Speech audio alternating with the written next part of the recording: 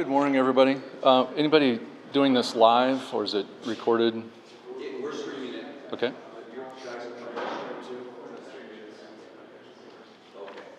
Very good. Is everybody ready? Sound good? Testing 1, 2, 3. Well, good morning, everybody. My name is AJ Mumm, Emergency Management Director here in Polk County.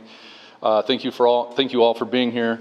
We'll get right to the lineup we'll have this morning. Supervisor Angela Conley will speak first. Next will be Sheriff Kevin Schneider, followed by Dr. Dirk Halupnik with Southeast Polk Schools. Then we'll field any questions. We thank all of our panelists up here, and we have some great information to pass along, so we'll turn it over to Supervisor Conley. Thanks, AJ. First, I want to recognize the extraordinary impact and loss to the families who were left by the storm, and I want to extend our sympathies and support to the community of Madison County and the families who were really devastated by that area affected. And I want to thank all the responders and the volunteers who reacted in the hours and the days following the storm. On Saturday night and throughout Sunday, we immediately partnered with Red Cross and others to open up a reception center where affected residents could access information and resources. We know that there are concerns that need to be addressed immediately and that there will be an ongoing assessment of the needs of these communities. We are here to listen and provide whatever support is needed.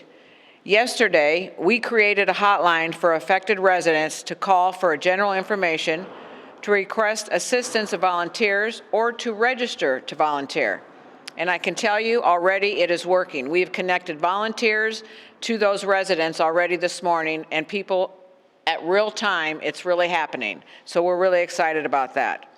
We will use this process to assess the need for volunteers and match up appropriately skilled volunteers with the work that needs to be done. If your home was damaged and you would like the help of a volunteer, please call 323-5221, 323-5221 to describe the nature of the help you need.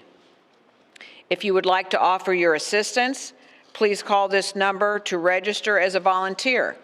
It's also very important to remember that the donation of item matches the need of the community.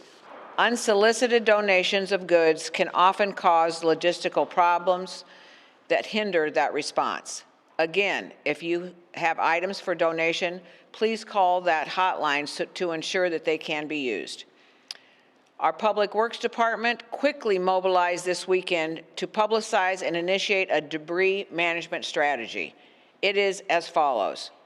Separate vegetative debris from household debris. That is very important. Move the vegetative debris to the right-of-way. Our staff cannot come onto private property to collect that debris. Do not burn the debris. We will be working to get this cleared in the next several weeks. We know it's going to take a lot of time, so please be patient. We know this will be a continued process, and we plan to make numerous stops throughout the neighborhoods to give residents plenty of opportunity to dispose of the debris. If you have any questions on that at all, please call the Public Works Department. Their line number is 515-286-3705, and they'll answer your question. Also, you can take it yourself to Metro Waste Authority, and any additional debris for management information for all their jurisdictions on their website is www.mwatoday.com.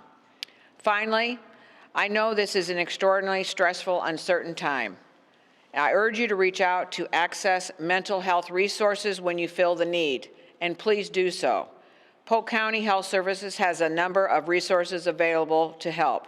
Now I'd like to have our Sheriff, Kevin Schneider, who has been out there since the very beginning, he and his team, talk more about the response that Polk County was involved in last weekend, and know that we continue to respond. I also want to acknowledge Supervisor Van Noort, who is here, and Supervisor McCoy, who's here. Thank you, Kevin. Thank you. Well, thank you, Madam Chairwoman. I appreciate it. I just want folks to know, because a lot of folks don't know what happens in these kind of situations. When the storm hit, it wasn't long that we had over 20 officers responded to the area. We had a reaction team of 4 officers going house to house, doing house checks, marking the houses that have been checked to make sure that folks weren't either injured or needing some type of rescue assistance.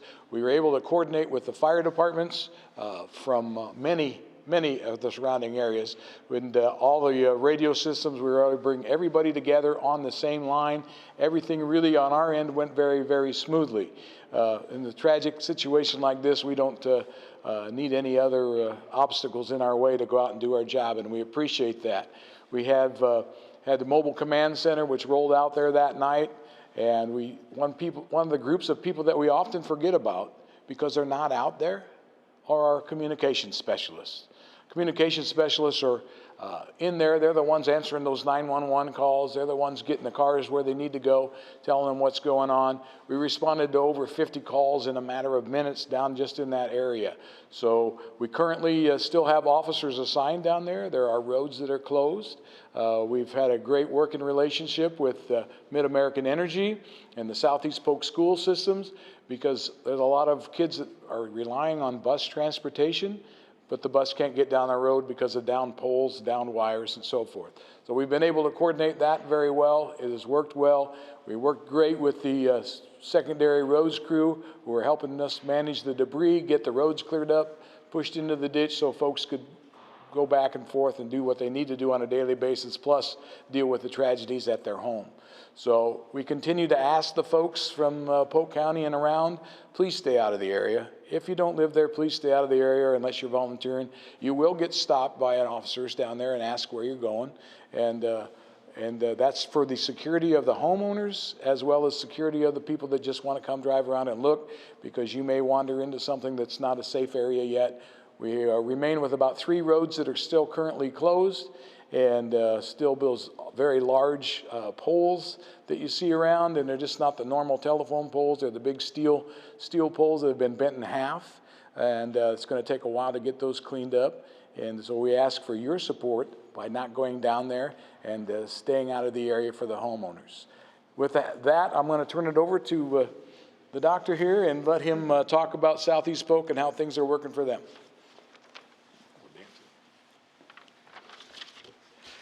Thank you, Sheriff. Through these events, we've seen a great example of what makes the Southeast Polk community such a special place to live. Immediately Saturday night, neighbors began helping neighbors. In fact, the outpouring of support within the community has just been nothing short of incredible, and we're thankful for that.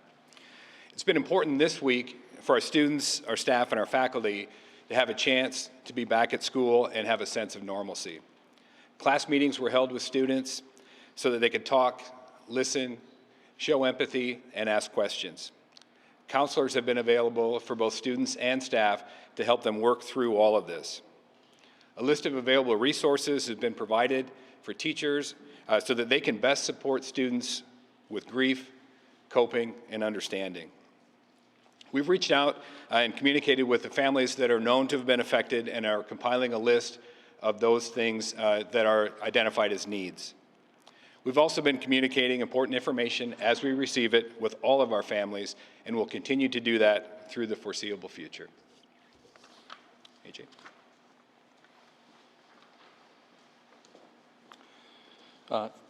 Thank you, all 3 of you, for your comments. And I think as you've heard, just the spirit of cooperation, the appreciation that we all have for the understanding and patience of people that have suffered through this tragedy.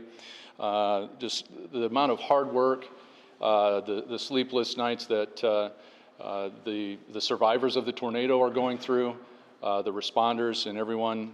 We just want to be here to help support all of you as you continue to recover, and those the first responders and second responders and support organizations that are out there helping the survivors. So we appreciate all of your hard work. As Supervisor Conley mentioned, we continue to reach out and offer any assistance to our neighbors as well across Iowa as they are dealing with the paths of the tornadoes that cross much of central and southern Iowa. You know, the first responders, the work that the Sheriff's Office and the fire departments, Pleasant Hill, Runnels and Camp Township Fire Departments, and many others, our communication specialists, as the sheriff mentioned. All of their work has to come together, and that choreography was excellent that night and throughout the weekend. And just want to acknowledge those first responders that worked in those extremely dangerous conditions in the seconds, minutes, hours, and the days continuing to provide that high level of support and assistance that our community expects.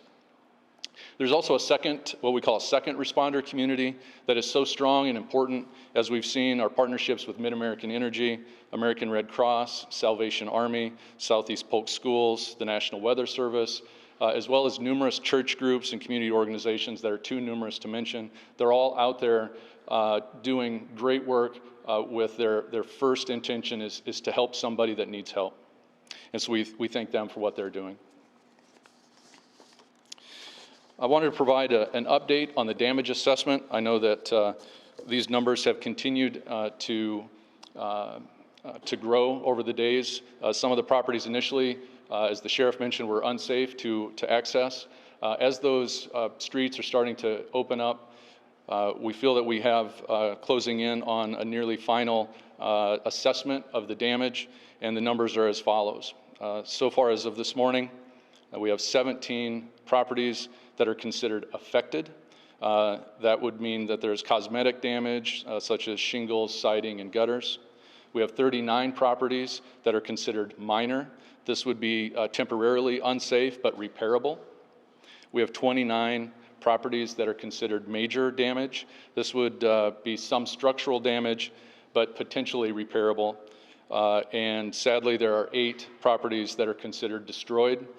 This would be demolished beyond repair or severe structural or foundational damage. With that damage assessment, Chief Jamie Sayavong with the Pleasant Hill Fire Department is behind me here. Her team with the Pleasant Hill Fire Department, as well as the Runnels Camp Township Fire Department, provided the bulk of the damage assessments in that area. And so we appreciate their time, their effort, and their compassion as they move throughout the neighborhood. Finally, a message that we have tried to encourage is that the owners, the residents in the area, please continue to work with your insurance providers. Documentation is key.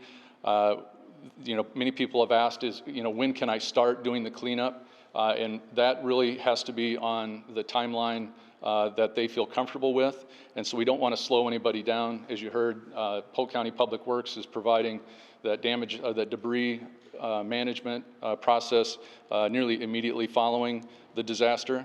But if you do need to move items, take plenty of photos, document, keep receipts, so that you are eligible for your working with your insurance provider as much as possible. We also want to remind people that sadly in times like this, there are illegitimate contractors and scams, and people are vulnerable in these circumstances, and we just don't want anybody to be taken advantage of.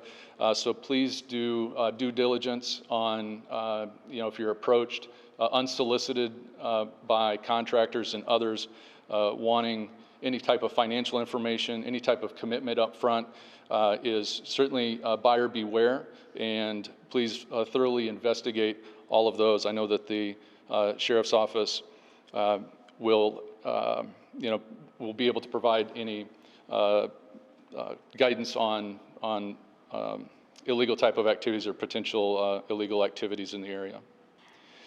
As Angela mentioned, that call center, that's really our hub to find out what the true needs are of those impacted by this. We all want to help. That outpouring of help is welcome. We just want to make sure that it is truly meeting the needs of those that are out there, and that that hotline is available for both those that need help as well as those that want to offer help. In closing, the Polk County website has a link at the bottom of the page. There's a red banner at the bottom that provides a direct link to additional disaster-related information to include all of the things that you've heard about here today, as well as others. So we would encourage people, if they can, to go to that website, and we will continue to update that as necessary. With that, if there are questions for any of our panelists here, we'll be happy to take those.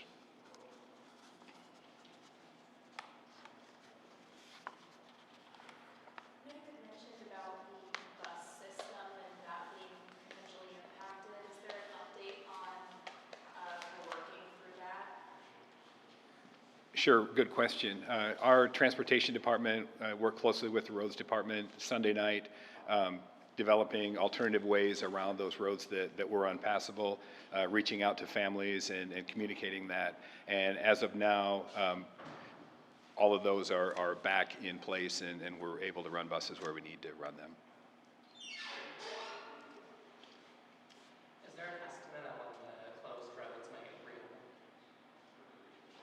I didn't hear what the question was. Is there an estimate when the roads might open?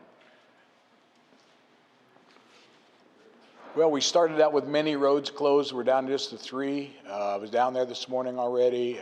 It looks like maybe Southeast 6th Avenue, maybe potentially open by the end of the day. They've been working late into the night.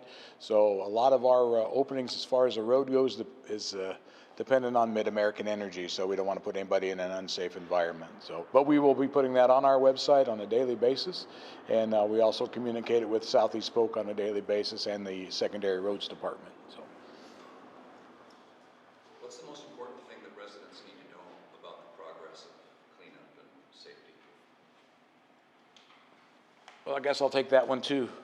The most important thing is many people are hurt after the tornado, during the debris cleanup, so they need to be safe. Be careful of what they're doing with the snow cover. It's hard to see what's underneath that snow, so get potential of getting hurt as well. And then let them know that the folks need to know that the sheriff's office, law enforcement, public works, they're in the area. If they need something and they're not sure, pick up the phone and call either 911 or one of the numbers that they've been provided here. So that's the main thing, and let them know. I said, we don't know what everybody needs, but we will try to provide them all their needs if they just request it. I know we're still working to learn what those needs are, but there's a lot of folks that want to help. Right now, what would your message be to them? What can people do to help? If they really want to help, they need to call that and volunteer that number, 323-5221. That's really the best place, and we will tie them into whatever residents need help and for volunteer basis. That's how we will track everybody to get the needs that what they want and what the residents actually want, and track our volunteer base. Is it kind of everything, time, money, donations? Is there one of those that's the most important, or do we not know yet? For donations, we have a donation. I think we have that up on our website too. But right now, I think it's trying to get all the properties cleaned up as quickly as possible, and we have a snowstorm coming supposedly. If the weather service, maybe it'll go away. So we want everybody to be safe. But I really think that number is going to be very helpful to answer folks' questions. One other thing as well, I'm not sure which person would be answer this, but we had heard that there is some dissemination delays with the National Weather Service tornado system. Have you guys heard anything about that, or did that affect the sirens or public safety at all? Yeah, I've seen the story, but I don't think that there was any. It was negligible impact on us, if any. The storm was warned well ahead of time. We had the warning all the way from Madison County through Polk County and beyond. So there was no real impact, if any, on Polk County's ability to activate. You heard the sheriff talk about radio systems being able to communicate in real time.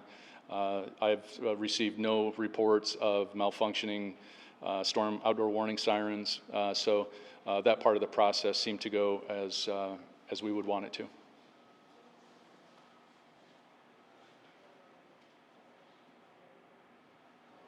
Okay. Well, thanks everybody for coming, and we'll keep you posted.